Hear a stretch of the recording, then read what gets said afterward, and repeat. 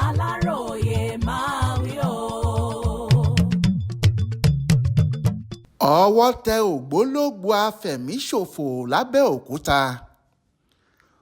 Ọ̀pọ̀ èèyàn nílùú Abẹ́òkúta àtàwọn ibòmíì káàkiri ìpínlẹ̀ Ògùn ni wọ́n ti dágbére ibi iṣẹ́ tàbí ibòmíì nílé, ṣùgbọ́n tó jẹ́ pé àlọ́ wọn làwọn ẹbí gbọ́, wọn kò gbúrò òkú tàbí ààyè wọn mọ́.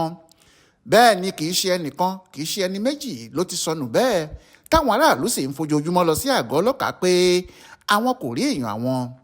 Èyí ló mú kí kọmíṣánná ọlọ́pàá ìpínlẹ̀ Ògùn Abíọ́dún Alámùtú dá àwọn èèyàn ẹ̀ síta láti fi mífúnlẹ̀ lórí àǹjọ̀nú tó ń gbé àwọn èèyàn lọ nípínlẹ̀ náà.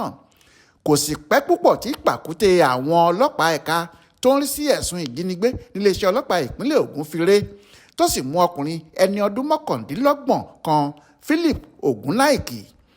Àṣé òun ni ìkookò apọmọjayé, ẹ̀mí èèyàn bíi 20 ló ti tọwọ́ òun nìkan bọ́.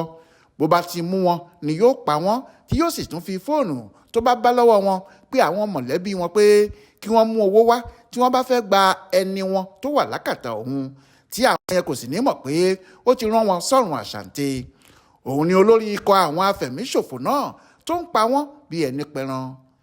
Àwọn òṣìṣẹ́ ẹ̀ka tó ń gbógun ti ìṣẹ̀lẹ̀ ìjínigbé níléeṣẹ́ ọlọ́pàá ìpínlẹ̀ Ògùn lábẹ́ ìṣàkóso CSP Àdáramọ́lá Òjó Felix ni wọ́n mú ọ̀dájú ọmọkùnrin náà níbi ọjọ́ mélòó kan sẹ́yìn, èyí tó fi hàn pé ọ̀rọ̀ ògbólógbòó amòòkùnṣìkà yìí kọjá ìpànìyàn lásán, ó tún lọ́wọ́ ìjínigbé nínú. Lọ́jọ́ Ẹtì Friday ọjọ́ 4 oṣù kẹwàá ọdún 2024 yìí ni Philip, ẹni tó ti jingiri nínú ìwà ọ̀daràn, mú àwọn agbófinró lọ síbi tó pa díẹ̀ nínú àwọn èèyàn náà sí. Ọ̀gá àgbà àwọn ọlọ́pàá ìpínlẹ̀ Ògùn CP Abíọ́dún Alámùtú fúnra ẹ̀ ló sì léwájú ọlọ́pàá lọ sínú igbó tí àwọn ọ̀dájú èèyàn náà pa àwọn ẹni ẹlẹ́ni sí láìṣẹ̀ láìrò.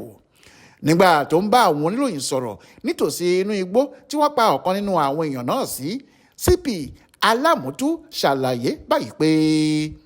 Ẹnì kejì yìí tó ń jẹ́ orúkọ ẹ̀ ní Abigail Dina, tó ń gbé ìyànà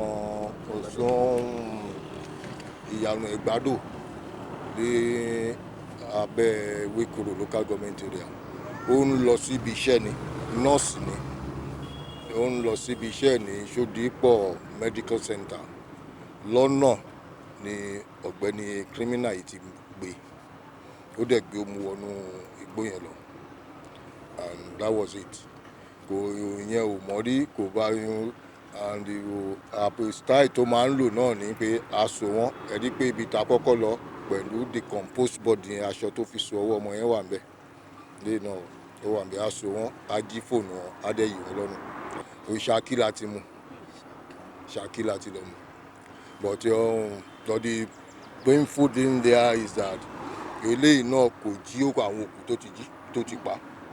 That is the reason táwọn èèyàn wa gbọ́dọ̀ máa jẹ́ káwọn ọmọ wọn, particularly àwọn obìnrin, kán má pé àwọn criminals pọ̀ ibikíbi tán bá ń lọ, nǹkan tán bá ń ṣe, kán máa jẹ́ káwọn òbí wọn máa mọ̀.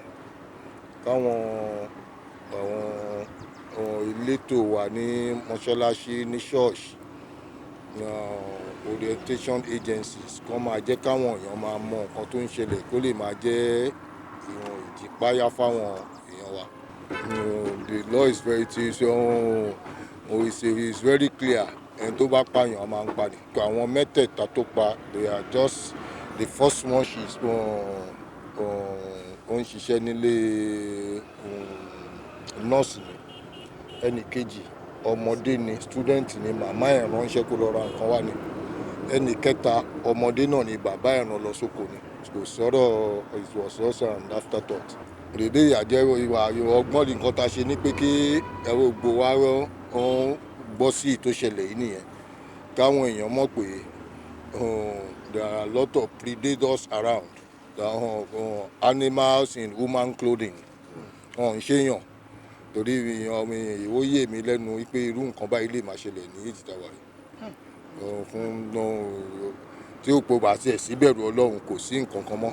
So a máa jẹ́ káwọn èèyàn wa máa mọ̀ nǹkan tá a ṣe ní pé àwa náà tún máa wá ọgbọ́n míì, a máa tún wá ọgbọ́n míì dá sí iṣẹ́ wa láti jẹ́ káwọn èèyàn mọ̀ kó má máa jẹ́ pé kó má máa ṣẹlẹ̀ rárá ju pé tó bá di pé ó ń ṣẹlẹ̀ ká máa wá wọn kiri lọ.